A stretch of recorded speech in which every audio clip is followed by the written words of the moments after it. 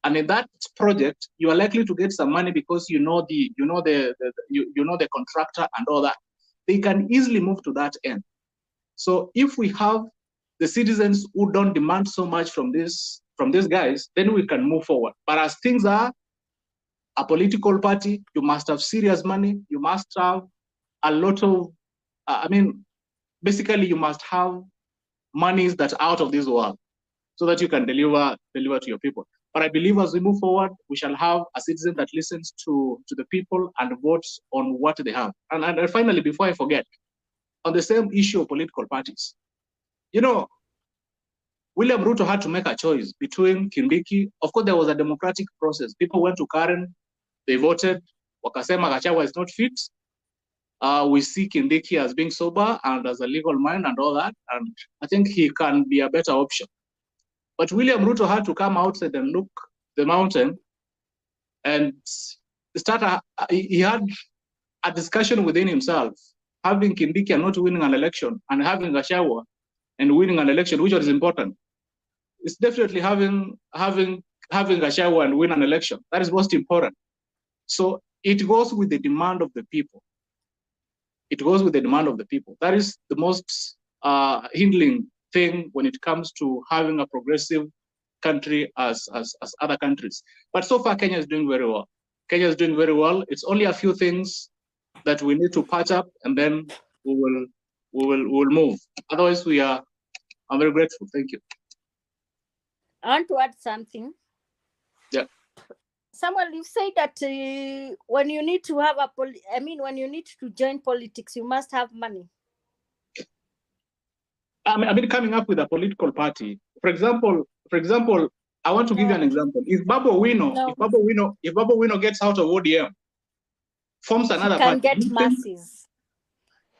No, let me. What I'm meant to tell you is that if Babu Owino gets out of ODM, does his political, he goes and registers his own political party. Believe me, not. Half of Eastlands, in fact, the entire of Eastlands, where Mzalendo comes from, everybody will go with Babu Owino because people have seen his track record. Because Babu Owino has improved Eastlands. Usicheke hapo nani Mzalendo. You where kuja uone nini. Uko Kayole, uko kwenye na do you know mimi nacheka kwa sababu Babu Owino is my MP. Where I live is my MP currently, and all this glorifying of Babu Owino, I think is just vocal, but development-wise, let me tell you one thing. There's no new school in Embakasi that Babu Owino has constructed. Whatever he has been doing is that he has been giving people bursaries, which for me, my opinion, this is my opinion, is a bribe. I don't think the members of parliament are supposed to legislate so that they can come up with a bill that will give free secondary education and not to give bursaries to the locals. For me, absolutely, that is a bribe. Where is the MP? There's no clean water. Listen and listen very carefully. There's no clean water. Where is the MP? We still, I drink from the local bowl. I pump my water. Water is devolved from the local bowl. Thank you. Legislation. That is why you need to go into parliament, pass laws that will ensure that the citizens have clean water, free secondary education, so that you don't line up parents to give them checks of 5,000 shillings. That's absolute nonsense in the 21st century. That is not the work of an MP to educate your children. All right? That for me, that is a no. So tell me, tell me about the roads that is constructing. You know, this is the confusion. This is the confusion about. I can give you roads. Go to Utawala. Go to which one? Go to Pap in Mihango. All those Mihango. Which road specifically? Tell me, and I'll tell you that is not part of it. There are roads that have been constructed by the county government.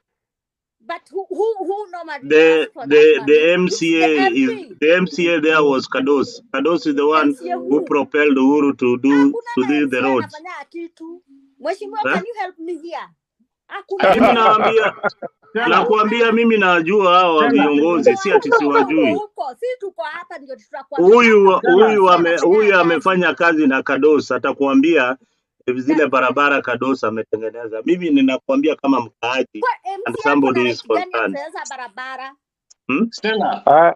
MP ndo anatakiwa kuregister na ndio wanaambia wanaambia the roads I need this because just to clarify, okay, all roads in Kenya are gazetted.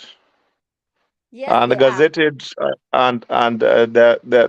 the roads that are given to Kenya Rural Roads Authority, those that are given to Kura, Kenya Urban Roads Authority. Then we have Kenha Road, Kenya National Highway Authority. Then we have county roads. So all roads that are the public roads are gazetted and clustered into different departments. So Kados, if most roads are, because Mihango is about 25 years old only. It is a newfound land, and up to recently, Mihango was very dusty. It had dusty roads, earth roads. And Kados did a lot of roads, only the roads that are for county government. He did like 90% of roads within Mihango that are gazetted under county. Kados did all of them. Babu Owino has got a few roads. Most roads are CDF. Interestingly, CDF, they are not allowed to do roads. Yeah, they are not. Yeah, but the MP through partnership, they can follow up because 3 arms of the government are within the national government. That is Kenha, Kera, and Kura. So the roads under most urban roads are done by Kura, and a few are also within the informal settlements. Kera comes in. So the MP can follow up with the said agencies and follow up, because that is also his responsibility to follow up with the Kura and Kera and initiate so that the said agencies comes and facilitates the infrastructures. Where do they get the money? So with your constituency has contributed. No,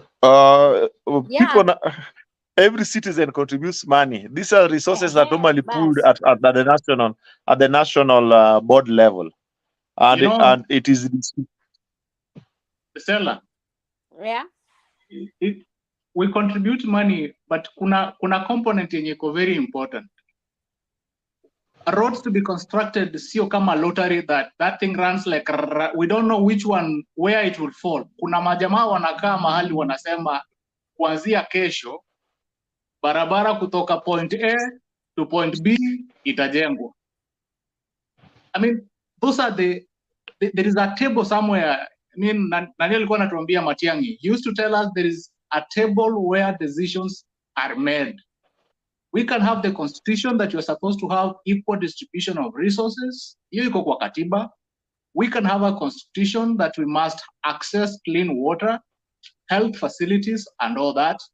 But there are people in a certain time, like for example, between 2022 and 2027, I mean, from 2022 all the way to 2027, there are people who will be making decisions that we want to construct road A and road B.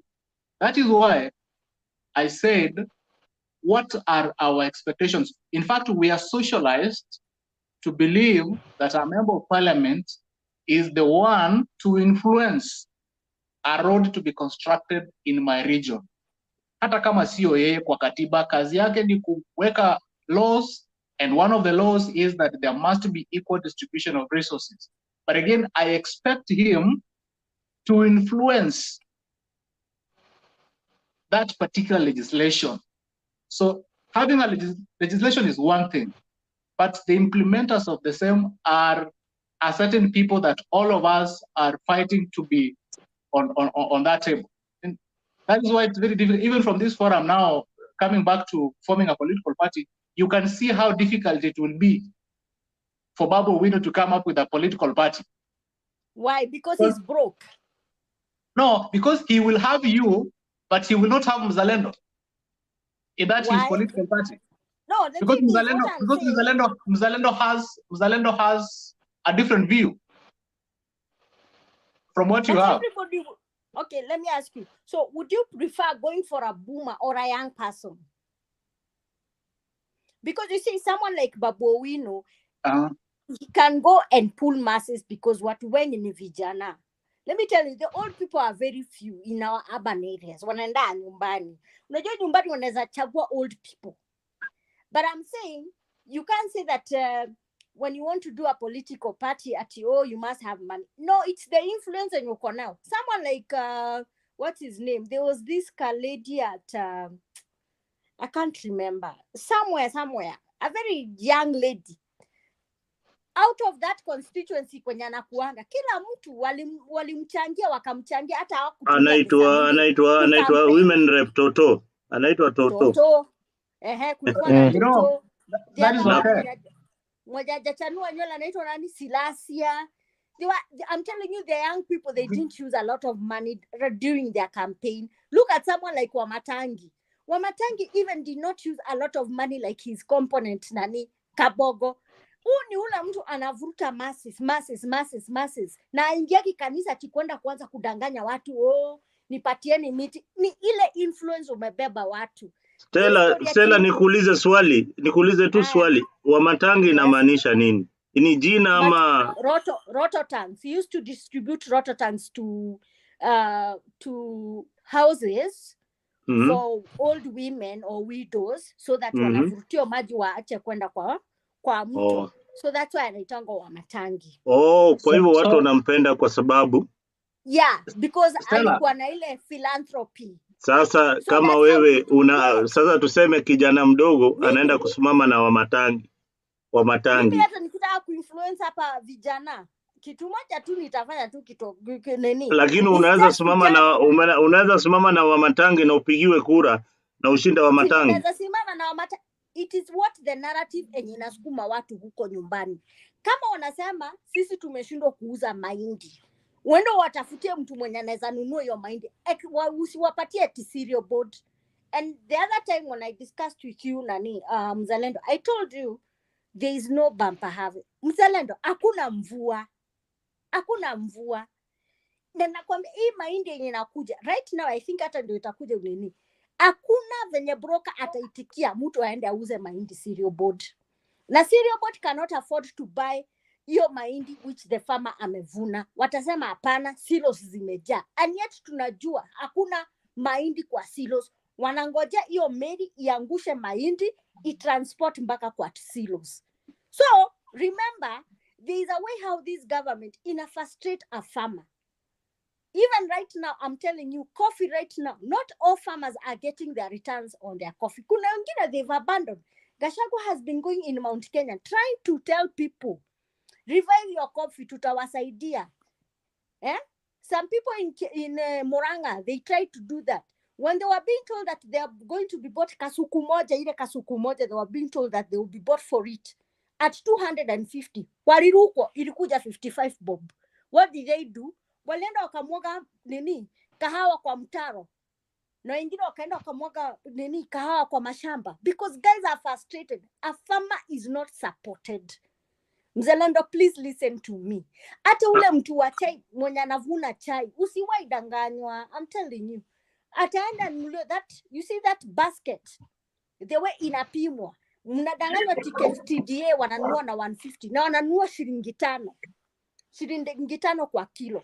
So tell me, the one who's making billions is a cartel mwenye anagongea nyundo hapo ndio hiyo meli itoke ipeleke majani huko Middle East iende mpaka Brussels and it's making the expensive tea even you and I cannot even afford. The thing is, the Kenyan farmer is not being promised, and we need young people. When sasa even these days watoto university ukisha graduate hakuna haja ungoje kazi ya white collar job, unaenda nyumbani kulima.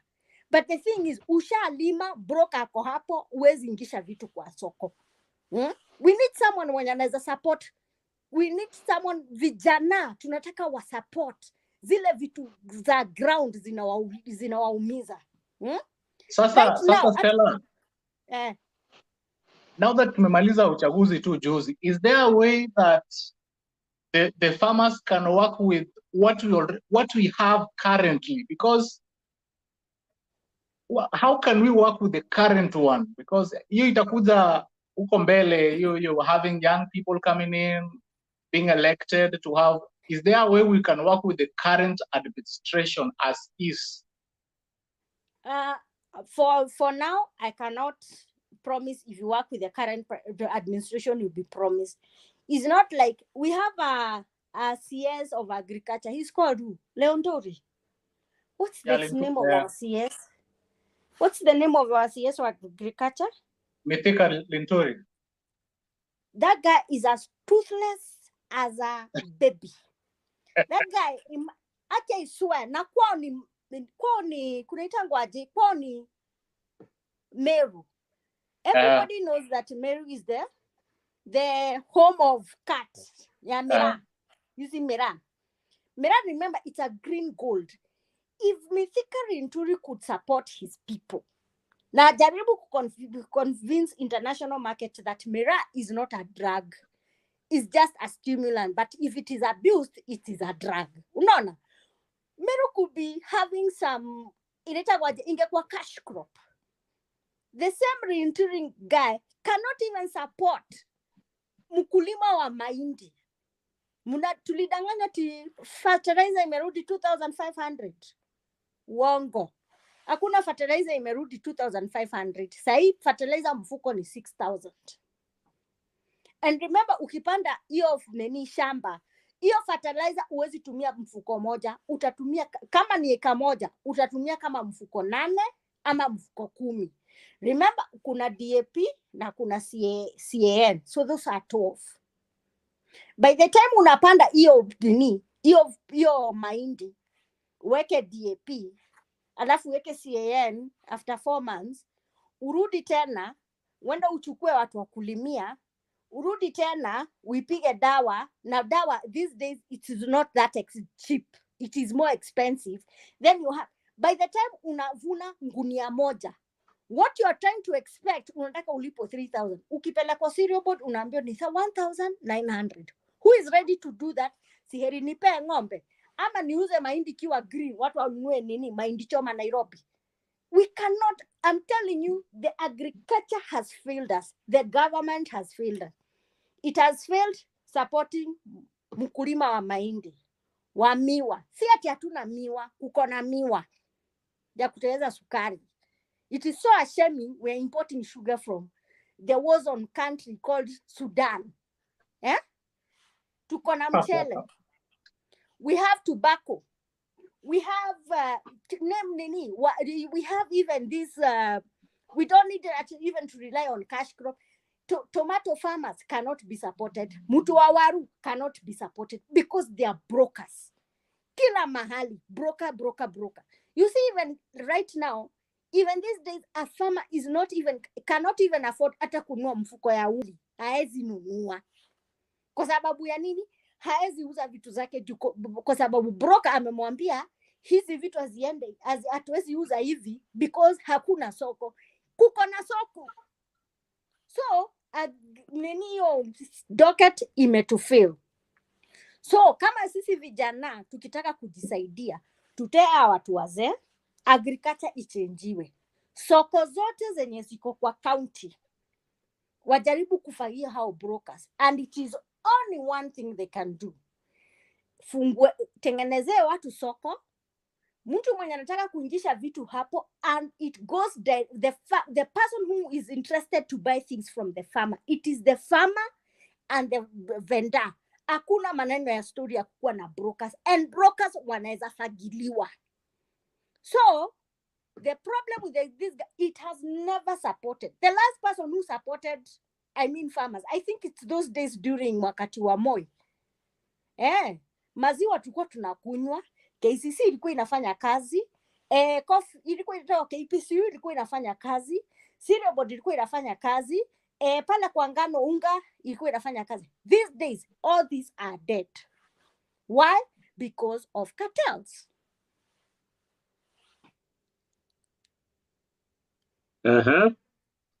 Yes, Stella, everything is dead because of cartels. That's a good point.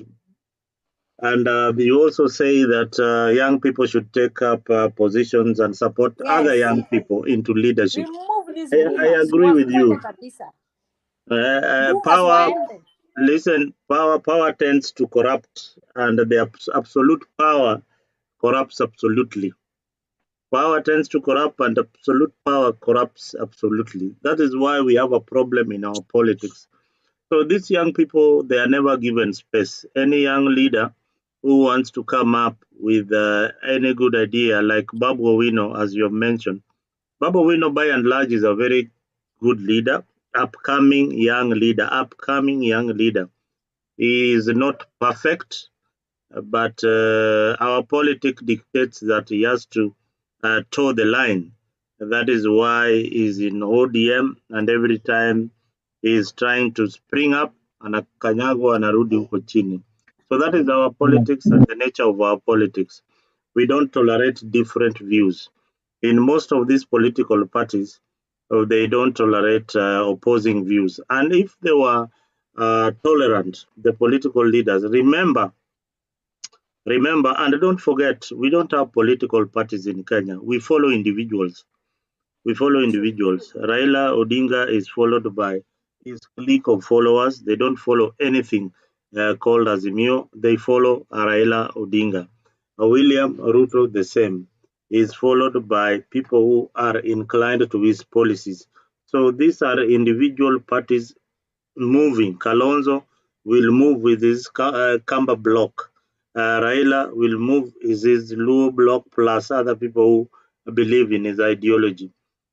William Ruto will move with his block and the people who believe in his ideologies. If UDA dies today, believe you me, there'll be another political party. People will have forgotten UDA like yesterday.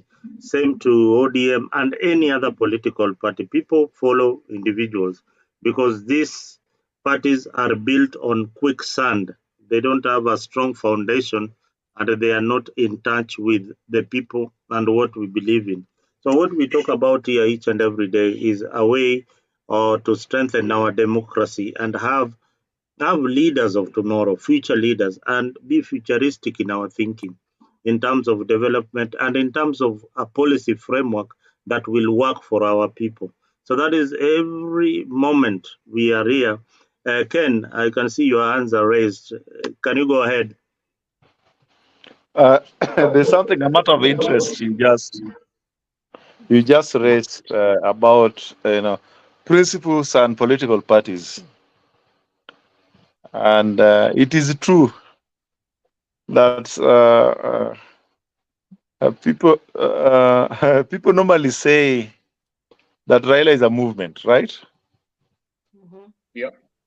Raila is an institution. I've heard that. I used to say that before. But to some extent, that's true. William Ruto is a movement, is an institution. There's a level politically when you have reached, you go beyond your political party. But sadly, both political parties registered in Kenya are all public entities. And most political parties are funded by public coffers. If you look at the present Kenya today, the oldest political party is ODM, followed by KANU and Jubilee and now UDA. If you look at the Political Parties Act, it is stipulated that every political party, depending on the formation of the main houses, that is the Senate and the National Assembly, how many members do you have? That informs on how much you get annually. In the case of ODM, not Azimio, in the case of ODM gets funding from the public to the tune of about 320 million annually. Interestingly, there was some comment there. Interestingly, Nick, I have never seen political parties. In this case, I want to speak about my former party, ODM, that they have received their 300 million, which they receive annually, that they even set aside on social issues, that we want to set aside 100 million for widows. We want to set aside 50 million for school fee. You know, even a few. If we have 47 counties, if they can only take 10 per county for full scholarship, that will be how many people? How many students? You understand? That can really impact on positively on the lives of the common citizens. So I would, and you know, they're so quick, like political parties were all funded. Like now, presently, after the first budget, it took 2023-2024 financial year. As we speak now, all county governments have their money. Na waongei bado unasikia wanaambia watu wao waende maandamano. All county governments have been given money. All agencies, Stella, I want to tell you that I live with a teacher, I'm married to a teacher, and they get paid so early. Actually, pesa yao inaingia huko tarehe 27th hapo 28th, haifikangi tarehe 30. Pesa yao inaingia. And as at now, all government agencies have their monies, all county governments have their money, all political parties have been funded. Say ODM, UDA. How come the staff have not been paid their salaries? Now that is hiyo sasa inarudi at agency level, because payroll is generated by human resource of every agencies. It is forwarded to control of budget. After forwarding control of budget, anaangalia wana reconcile, then wanapeana treasury, ndio if miss pesa ikuje irudi. So wakipe if miss. My question Yes. is nani mheshimiwa, how come that these guys at the guys who are working county and working at the government, they are still insisting hawajalipo mshahara yao ya March? No. Now this is what happens. Hawajalipo June. This is what happens. Hawajalipo June. In the case of county governments, we have two paymasters. We have the county government workers and we have the county assembly workers. Mm-hmm. The county government workers payroll is generated by the county secretary, forwarded to the control office or the control of budget. You understand? Like man number or service number XY, is holding this cadre of job group, and this is SRC stipulates that this job group, this character XY of man number or service number ABCD earns this amount, and he or she worked for this particular days this month. Normally, the work plan is normally generated between, I think it is closed by the 12th of every month. Mm-hmm. The 12th of every month forwarded to control of budget for purposes of consideration, then forwarded to treasury. Ikifikanga 25th hapa, salary inakujanga. But when it comes to as a joint account of the county. And most county county governments unapata they hold hii pesa unapata pengine account yao iko kwa cooperative, iko Equity. Unapatanga hawa wakubwa hii pesa wanakanyagia wanafanya naye biashara. Unanipata? Ile interest they can hold it for about 2 months. Ile interest inatoka juu, kuna vile wana split na hao watu wa bank. same as county assemblies. Unanipata? Inaenda kule, pesa ikisharudi wana hold hapa. This goes back to TSC. Hii inaendanga kwa TSC, inaendanga kama saa hii polisi wako na pesa yao. But the discipline forces they normally don't, huwa waguzi sana. But these other government agencies, unapata Ministry of Agriculture, unapata nini? Unapatanga wakubwa vigogo wana hold onto the money, inakaa kwa account for some time, ina generate interest. Sasa hiyo interest wanagawa. So these people trade with people's money, but the money is normally being released on time. And like in this case, all county governments have had excess money. All political parties like ODM, UDA wako na pesa yao, ile imetoka political parties. Sasa swali, mnajuanga hawa hizi vyama wanapata hizi hera na hii pesa. Umeona chama yoyote Kenya hii wametoa pesa as a social responsibility? At round hii tumepata faida ya milioni 300. Sasa tunagawa, tunataka kupea wananchi. Tushalipa staff yetu yote wage bill milioni 20, na sasa tunataka kugawa hii 100 kwa hata kulipia tu vijana wanaenda hii ndio sababu I'm mad and sad at the same time. Vijana wameenda sasa hii, unapata wanachangiwa pesa, vijana walipigwa risasi wako Kenyatta Hospital. Wanachangiwa pesa kwa kijiji waende watolewe hospitali. Unanipata? Na chama iko na pesa hapo tu milioni 300 na kitu. But let me So ask that was you, just Mheshimiwa, does it mean that you, as where you were before you joined the KK, were you Yes. guys remitting every month like that membership? Membership, like in the case when I was in ODM, I used to pay. I took a standing order with the bank against my pay slip. I used to pay 15,000 Kenya shillings every month against my pay. Hiyo inakata automatic kwa pay slip yangu, inaenda kwa account ya chama. Nimeandika account ya chama pale. Na every year I used to renew my life membership number and pay 5,000 every year. So that is in a term of 5 years, that's 25,000. Then life membership is between 20 to 30,000. Then every month you pay 15,000. Usipolipa, then ile siku unaenda kusimama, it is a penalty. Uwezi pewa, kwanza unaambiwa offset the debts. Unapata saa zingine imeaccumulate is about 1 point something million. Saa zingine wewe uko na pesa kidogo ya kuenda kucampaign. That's a lot of money. So Now it's you see, compulsory. now you see Mimi where nilitoka Wangari, sina deni, nilipa zote. sasa unaona Stella, mali au viongozi wanatupoteza. You can imagine that apart from the political parties money that these political parties get, you are also told to remit some money at the end of the month, and your annual subscription has to be renewed.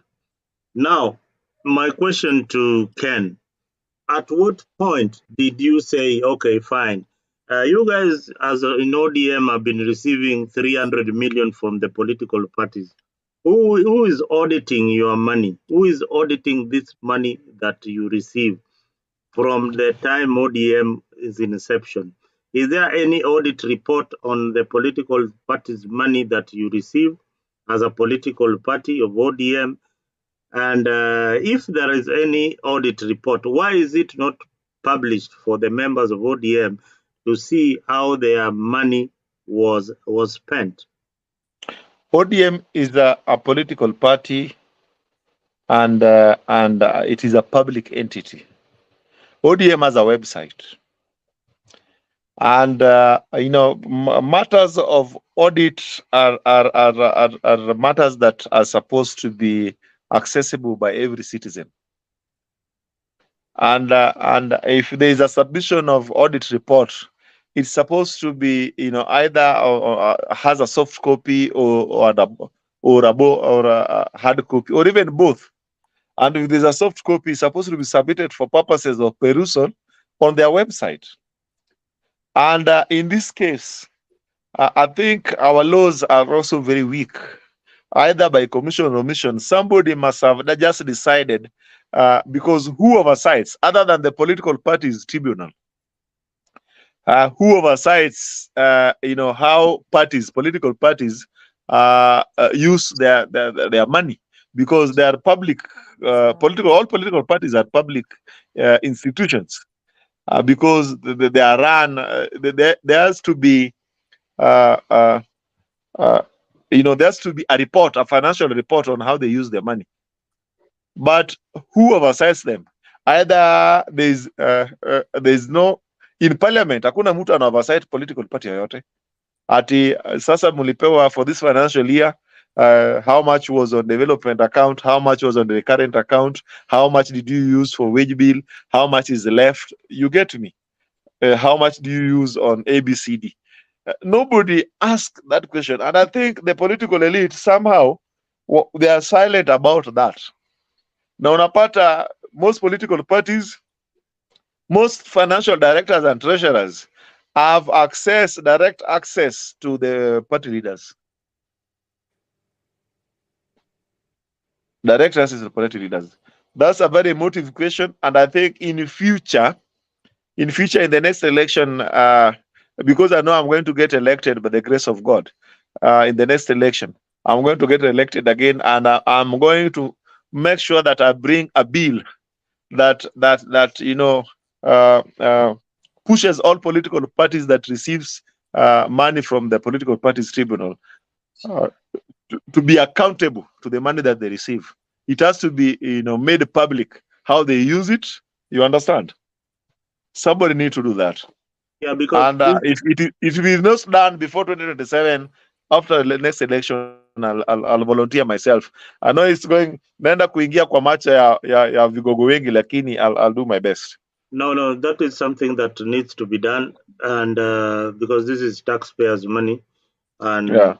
if there's no voice of reason within the party, then we need to push that the party leaders be accountable for each and every coin that they receive from the political parties.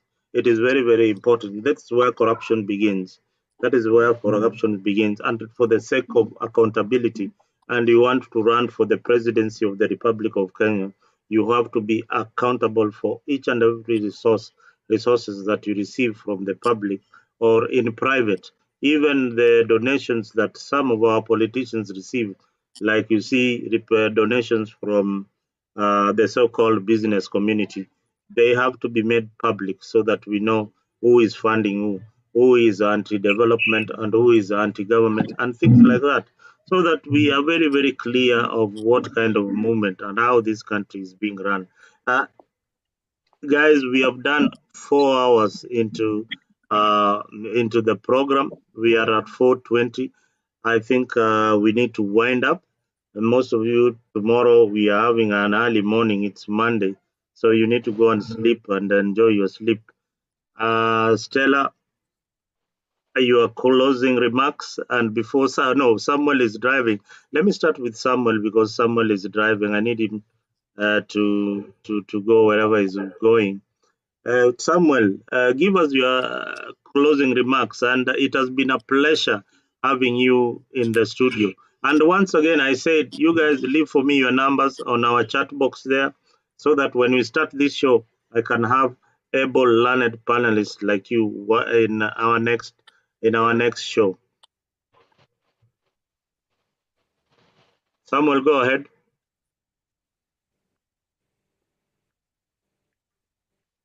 Sam, your mic is off. Your mic is off. Let me. Samuel, unmute your mic.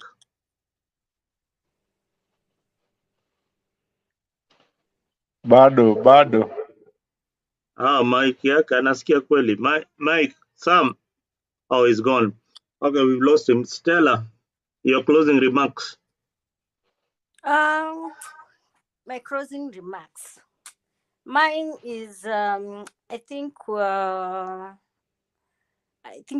we've spoken a lot about the issue of corruption and some of our government institution which needs improvement. The other segment I really need to talk next time is about how can we amend our section of our constitution, because I've seen some of the section which have been ignored, or maybe they've been kind of discarded by the politicians or maybe anyone who wants to get into the public office. But in the meantime, I think I'm happy with the forum for today, and I think I've gotten new. I mean, I'm happy about with the panel today. That's it. Thank you. All right. You know, when you in America, when you receive letters like this, my son has just put, those are just bills, bills, bills. So you don't want even to look at them. There are so many. You don't want to look at them. So I think some wants to get back. Yeah, I thank you. Thank you so much for the opportunity and the forum. I've learned a lot. And thank you, Stella, Honorable Obuya, and Zalendo, na wengine. Yeah, I hope we are hopeful that we will have a good country, a better country, and we shall continue engaging, and all shall be well. I wish you the very best. Thank you so much for the opportunity. All right, it has been a pleasure. It has been a pleasure, Sam, knowing you. And I hope you left your number. I hope you left your number on the chat box so that each and every time we have a show, I can always call you. So that we have you back on the show. You have got very, very important views to share out there. Sorry, I had to run to. I'm picking someone from the airport. He's coming in the next 1 hour, so I had to. Okay. All right. Okay. Just go ahead. But on the chat, tuachie namba yako so that we can get in touch. Sure. Thank you. Mheshimiwa, thank you so much. Your closing remarks. It has been also a pleasure hosting you for the first time in this show, and so many people learned, especially Stella, who is always on my neck, always putting me down. I love her on the show each and every time. When I see Stella, I know I'll have a very nice show. When she's not around, then the discussion becomes boring. All right. Go ahead, Ken. Go ahead. Thank you.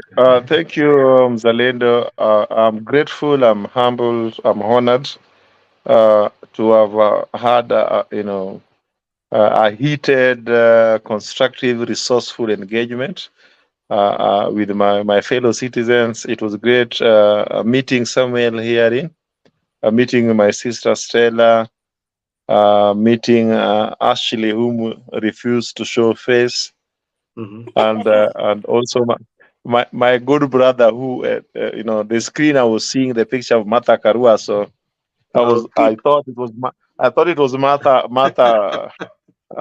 But I later learned, my brother from the hills. It was good having this conversation, and we learn every day, because nobody has a monopoly of ideas.